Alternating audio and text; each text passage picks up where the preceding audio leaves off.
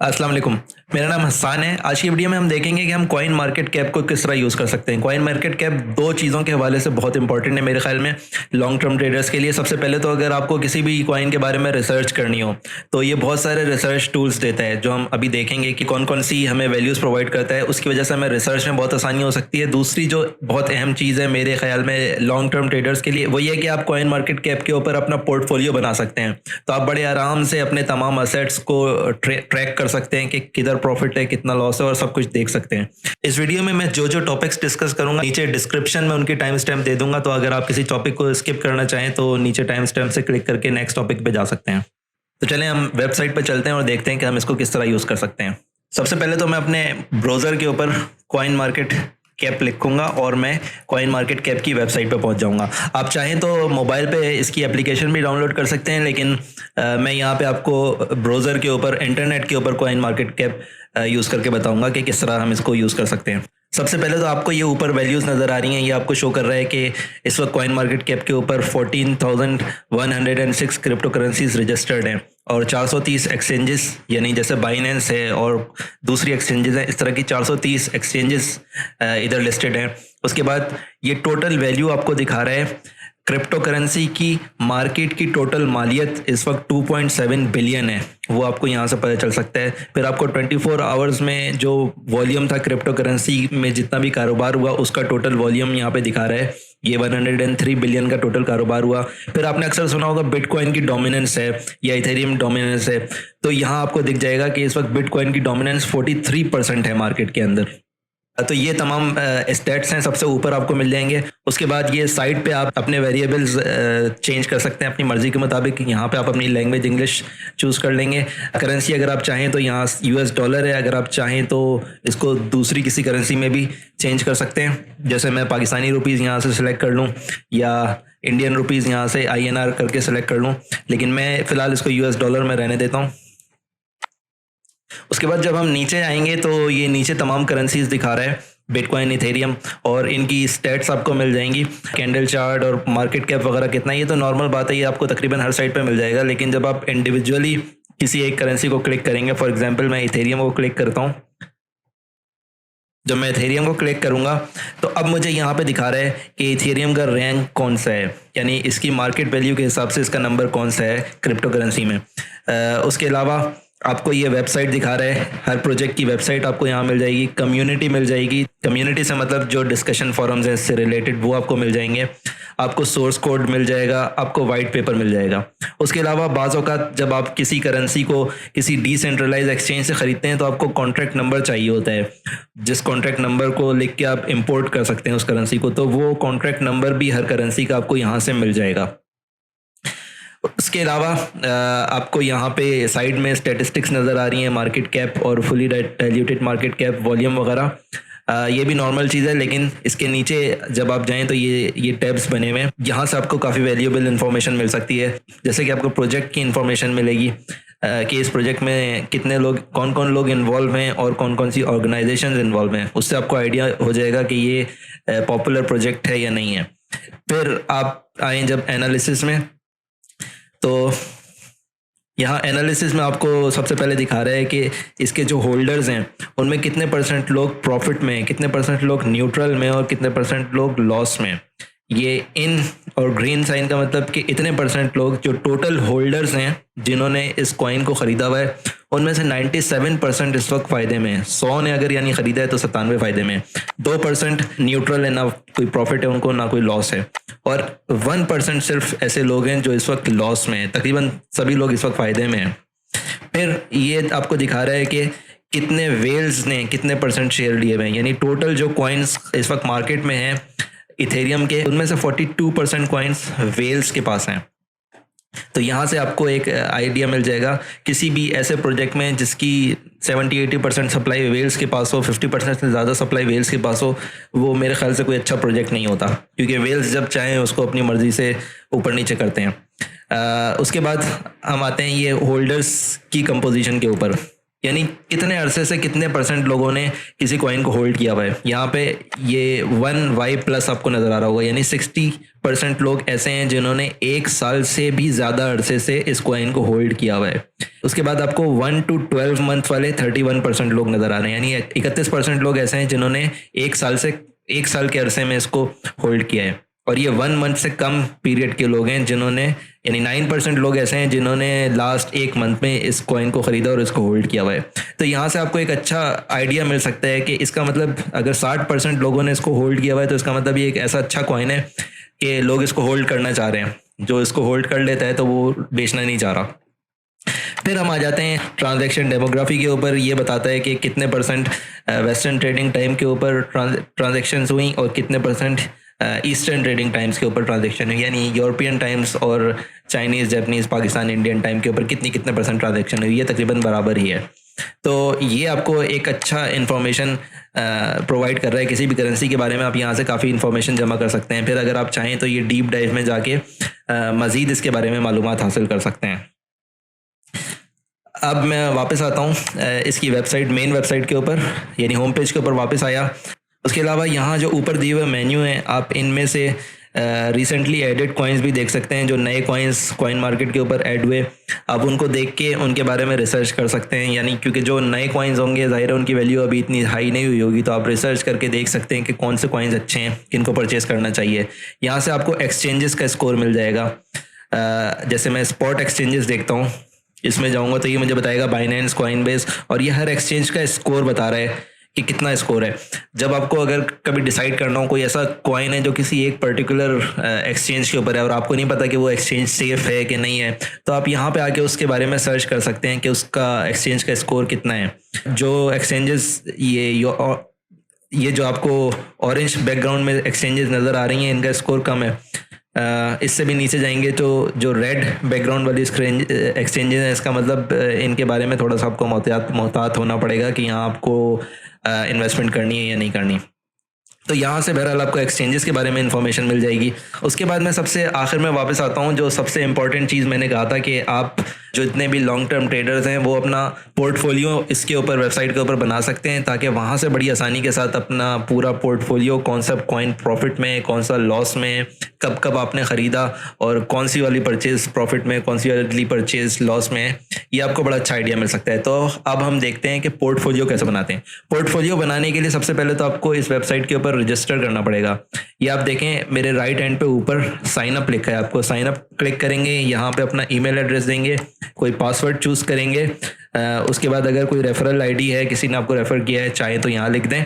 और फिर उसके बाद जब आप क्रिएट एन अकाउंट करेंगे तो ये आपको एक ईमेल भेजेगा। जो भी ईमेल यहाँ पे लिखेंगे वहाँ पे आपको एक ईमेल मिल जाएगी। उस ईमेल को आप खोलेंगे तो उसमें आपको एक लिंक मिलेगा, उसको जब आप क्लिक करेंगे तो आपका अकाउंट रजिस्टर हो जाएगा। उसके बाद आप लॉगिन करके अपना पोर्टफोलियो बना सकते हैं। मैं लॉगिन करता हूँ, उसके बाद हम देखते हैं कि पोर्टफोलियो कैसे बनाना है। तो मैंने लॉगिन कर लिया इस वक्त, और लॉगिन करने के बाद ऊपर एक तस्वीर बनी आ रही होगी, यहाँ से आप जाएंगे पोर्टफोलियो में। पोर्टफोलियो बनाने के लिए मैं यहाँ से पोर्टफोलियो में गया। अब मुझे एक पोर्टफोलियो क्रिएट करना है, क्रिएट पोर्टफोलियो। इसको मैं कोई चाहूँ तो नाम दे सकता हूँ। मैं अपना नाम दे देता हूँ, हसन के नाम से मैं यहाँ एक पोर्टफोलियो बनाता हूँ। इस वक्त मेरी मेन पोर्टफोलियो वैल्यू $0 दिखा रहा है क्योंकि मेरे पास कोई एसेट नहीं है। अच्छा, अब आपको ये याद रखना है ये सिर्फ पोर्टफोलियो है। आप यहाँ से परचेजिंग या आप यहाँ से बाइंग और सेलिंग नहीं करेंगे, बल्कि जो बाइंग या सेलिंग आप बाइनेंस पे कर रहे हैं उसका रिकॉर्ड यहाँ पे रखेंगे। और इससे आपको बहुत फ़ायदा इस तरह से होगा क्योंकि अक्सर औकात हम इतने सारे कॉइन्स ख़रीदते हैं कि हमें याद भी नहीं रहता कि कौन सा कॉइन ख़रीदा। इस वक्त हम प्रॉफिट में, लॉस में, और बाइनेंस पे जाके 6 महीने से पुरानी वैल्यू सर्च करना थोड़ा मुश्किल होता है। यहाँ पे जब आप सारा रिकॉर्ड रखेंगे तो उसको बहुत आराम से आप ट्रैक कर सकते हैं। तो अब मैं अपना पोर्टफोलियो क्रिएट करना शुरू करता हूँ। सबसे पहले मैं ऐड न्यू में जाऊँगा, यहाँ से मैं असेट ऐड करूँगा। फॉर एग्जांपल मैंने बिटकॉइन ख़रीदा तो मैं यहाँ से बिटकॉइन सेलेक्ट करता हूँ और मैं कहता हूँ कि मैंने 0.003 बिटकॉइन ख़रीदा था। अब यहाँ से आप चाहें तो अगर आपको प्राइस पता है तो आप प्राइस लिख दें। अगर आपको प्राइस नहीं याद और आपको सिर्फ डेट पता है तो आप यहाँ से डेट सेलेक्ट कर लें कि मैंने किस डेट को ये कॉइन ख़रीदा था। फॉर एग्जांपल मैं कहता हूँ मैंने जनवरी 2016 में ये बिटकॉइन ख़रीदा था। काश ख़रीदा होता तो ये ऑटोमेटिकली मुझे बता देगा कि उस वक्त जो वैल्यू थी वो $425 थी बिटकॉइन की, और मैंने $1.2 में ये ख़रीदा होगा बिटकॉइन। तो अगर आपको प्राइस याद नहीं और डेट याद है तो यहाँ बड़ी आसानी के साथ ये डेट खुद ही ट्रैक कर लेगा। खैर मैं आज की डेट देता हूँ इसको और मैं कहता हूँ मैंने नवंबर 2021 को 13 नवंबर 2021 को परचेज़ किया है। अब इसने ऑटोमेटिकली डिटेक्ट कर लिया कि आज इसकी वैल्यू 63,000 है और मैंने 0.03 ख़रीदे हैं, तो ये तकरीबन $190 मैंने स्पेंड किए होंगे। मैं इस ट्रांजैक्शन को ऐड करता हूँ। इस तरह मेरा ये पहला एसेट ऐड हो गया इसमें। अब देखेंगे मुझे यहाँ पे बता रहा है कि बिटकॉइन मैंने परचेज़ किया, कितनी प्राइस पे मैंने परचेज़ किया और 24 आवर्स में मुझे कितना % लॉस हो चुका है या फ़ायदा हुआ है इसमें, कितनी होल्डिंग इस वक्त मेरे पास, कितने बिटकॉइंस पड़े हुए हैं और एवरेज बाय प्राइस मेरी क्या थी और प्रॉफिट में हूँ या लॉस में। तो अब मैं यहाँ से अगर एक और ऐड करना चाहूँ, मैं यहाँ ऐड न्यू में जाऊँगा और दोबारा बिटकॉइन में ऐड करता हूँ और मैं कहता हूँ कि मैंने 0.003 बिटकॉइन ख़रीदे थे। मैं कह देता हूँ फॉर एग्जांपल आज से 3 दिन पहले ख़रीदे थे और मैं इस ट्रांजैक्शन को भी ऐड करता हूँ। अब देखेंगे मेरे पास मैंने 2 दफ़ा बिटकॉइन को ऐड किया, 2 अलग अलग डेट्स के ऊपर बिटकॉइन को इसमें ऐड किया। अब ये मुझे बिटकॉइन की एक वैल्यू दिखा रहा है, मैं इसको क्लिक करूँगा तो ये मुझे बता रहा है कि मैंने कौन सी डेट को कितना बिटकॉइन परचेज़ किया और जिस डेट को परचेज़ किया उस डेट के हिसाब से आज मैं प्रॉफिट में हूँ या लॉस में हूँ। ये मेरी दिखा रहा है 10 नवंबर को परचेज़ किया, उसके हिसाब से भी मैं प्रॉफिट में हूँ और ये आज की परचेज़ दिखा रहा है, इसके हिसाब से भी मुझे दिखा रहा है कि मैं प्रॉफिट में हूँ। तो इस तरह मैं अलग अलग डेट्स पे जब भी कोई परचेजिंग या सेलिंग करूँगा वो यहाँ ऐड करता जाऊँगा और ये बड़े आराम से तमाम परचेज़ पे आपको दिखाएगा कि कौन सी परचेज़ पे प्रॉफिट है, कौन सी परचेज़ पे लॉस है और टोटल भी आपको दिखाएगा कि टोटल आप प्रॉफिट में या लॉस में। जैसे फॉर एग्जाम्पल मैं एक और ट्रांजेक्शन ऐड करता हूँ, ऐड न्यू में जाता हूँ, फिर बिटकॉइन सेलेक्ट करता हूँ और मैं कहता हूँ मैंने सेल किए हैं। यहाँ से ये बाई का ऑप्शन था, यहाँ से मैं कहता हूँ मैंने सेल किए हैं 0.002 बिटकॉइन और मैं कहता हूँ मैंने इसको सेल कर दिया था कल सेल कर दिया था फॉर एग्जांपल। मैं यहाँ से सिलेक्ट करता हूँ और इस ट्रांजैक्शन में को मैं ऐड कर देता हूँ। अब मुझे ये करंट बैलेंस दिखा रहा है कम करके $254 हो गया। अब ये बिटकॉइन, अब मैं दोबारा इसमें जाऊँगा बिटकॉइन के इंडिविजुअल, ये मुझे बता रहा है कि ये आपने बाई किया इस डेट को आपने सेल किया, इस डेट को बाई किया और इस सेल में आपको कितना लॉस हुआ या प्रॉफिट हुआ ये भी दिखा रहा है। तो आपको इंडिविजुअल एक ही कॉइन की अगर आप मुख्तलिफ डेट्स के ऊपर परचेज सेल कर रहे हैं तो आपको पता चलेगा कि कब आपने कितने प्रॉफिट में और कब कितने लॉस में सेल किया। इसी तरह मैं जाता हूँ वापस बैक करता हूँ और मैं इसमें एक और असेट ऐड करता हूँ। फॉर एग्जांपल मैं कहता हूँ कि मैंने इथेरियम परचेज़ किया और मैंने 0.1 इथेरियम परचेज़ किया जून में और मैं इसको इस ट्रांजैक्शन को भी मैं ऐड कर देता हूँ। अगर आप चाहें तो यहाँ पे फ़ीस भी लिख सकते हैं, अगर आपको बाइनेंस की फ़ीस या जो भी आप एक्सचेंज यूज़ कर रहे हैं उसकी फ़ीस पता है, और यहाँ पे आप नोट भी लिख सकते हैं। आप चाहें तो यहाँ लिख दें कि ये मैंने बाइनेंस पे परचेज़ किया था, तो आपको ट्रैक करने में और आसानी होगी कि ये किस एक्सचेंज पे पड़ा है। या अगर आपने इसको ट्रस्ट वॉलेट में रखा हुआ है तो आप यहाँ से ट्रस्ट वॉलेट लिख दें और उस नोट को ऐड कर दें। फिलहाल मैं इस ट्रांजेक्शन को ऐड करता हूँ। अब देखें ये मुझे 2 असेट्स दिखा रहे हैं और इन दोनों असेट्स की ये ओवरऑल वैल्यू दिखा रहे हैं। उसके बाद जब मैं इसको क्लिक करके जाऊंगा तो ये अगर एक ही असेट को मैंने एक से ज़्यादा बार परचेज़ किया है तो वो मुझे हर डेट की परचेज़ या सेल दिखाएगा। मैं वापस जाता हूँ। उसके अलावा यहाँ मुझे ये टोटल चार्ट दिखा रहा है। इस चार्ट के ऊपर मैं एलोकेशन पे जाऊँगा तो ये मुझे बताएगा कि इथेरियम कितने % ख़रीदा हुआ है मैंने और BTC कितने % मेरे पास है। स्टैट्स में जाऊँगा तो ये इंडिविजुअली मुझे बताएगा कि कौन सा कॉइन मेरा बेस्ट परफॉर्मर है और कौन सा कॉइन मेरा वर्स्ट परफॉर्मर है, किस में मुझे लॉस है, किस में मैं सबसे ज़्यादा फ़ायदे में हूँ। फिर अगर आपको अपना कोई असेट रिमूव करना है तो आप यहाँ से एक्शंस में रिमूव असेट्स में जाके उसको रिमूव कर सकते हैं। अगर आप चाहें तो कॉइन मार्केट के ऊपर मल्टीपल पोर्टफोलियो भी बना सकते हैं। आप अलग अलग पोर्टफोलियो में एक चीज़ को ट्रैक करना चाह रहे हैं, लेकिन ये मल्टीपल पोर्टफोलियो का ऑप्शन सिर्फ वेबसाइट के ऊपर अवेलेबल है। अगर आप कॉइन मार्केट कैप के मोबाइल ऐप डाउनलोड करेंगे तो उसमें मल्टीपल पोर्टफोलियो नहीं है। अगर मैं चाहूँ तो यहाँ से एक और पोर्टफोलियो भी बना सकता हूँ। उम्मीद है कि आपको समझ आ गया होगा। तो मेरे ख्याल से ये लॉन्ग टर्म ट्रेडर्स के लिए बहुत ही कारआमद चीज़ है और इसको हमें ज़रूर यूज़ करना चाहिए। फिर अभी एक नया फीचर इन्होंने इंट्रोड्यूस करवाया है जो कि सोशल प्राइस एस्टिमेट है। सोशल प्राइस एस्टिमेट से मतलब जो लोग भी इस साइट को विजिट करते हैं वो अपना एक एस्टिमेट देते हैं कि उनके ख्याल में 1 महीने बाद इस कॉइन की वैल्यू क्या होगी, 2 महीने बाद, 4 महीने बाद, 6 महीने बाद, इस तरह 6 वैल्यूज़ वो सबमिट कर सकते हैं और फिर उन वैल्यूज़ का मीडियन निकाल के, उनका एवरेज निकाल के यहाँ पे शो कर देते हैं। फॉर एग्जांपल ये बिटकॉइन में अगर आप देखें इस वक्त तो इसका एवरेज 57,800 गैस किया गया था जबकि जो एक्चुअल वैल्यू है वो 6700 के आसपास है इस वक्त। तो 10% कम वैल्यू गैस की गई थी और इससे बिटकॉइन काफ़ी हाई है। तो जाहिर है क्योंकि इस पे विजिट करने वाले तमाम लोग एक्सपर्ट्स तो नहीं होते, हर कोई जाके अपना गैस सबमिट कर सकता है और फिर उसकी वैल्यू निकाली जाती है, उसका एवरेज निकाला जाता है और वो यहाँ शो किया जाता है। आप भी चाहें तो ये व्यू मोड में जाके आप अपना अंदाज़ा सबमिट कर सकते हैं कि आप क्या समझते हैं नवंबर 30 तक इसकी क्या वैल्यू होगी, दिसंबर इस तरह जनवरी 22 में इसकी क्या वैल्यू होगी। तो आप एक अपना अंदाज़ा सबमिट करें और फिर जब तमाम लोग अपने एस्टिमेट्स लगाते हैं, उनका जो एवरेज होता है वो यहाँ पे शो कर दिया जाता है। तो इस तरह आपको एक जनरल सा आइडिया मिल जाता है कि पब्लिक परसेप्शन इस वक्त कॉइन के बारे में क्या है। और फिर आप कैलेंडर मेन्यू में जाएंगे तो कैलेंडर मेन्यू में ये इवेंट्स कैलेंडर है।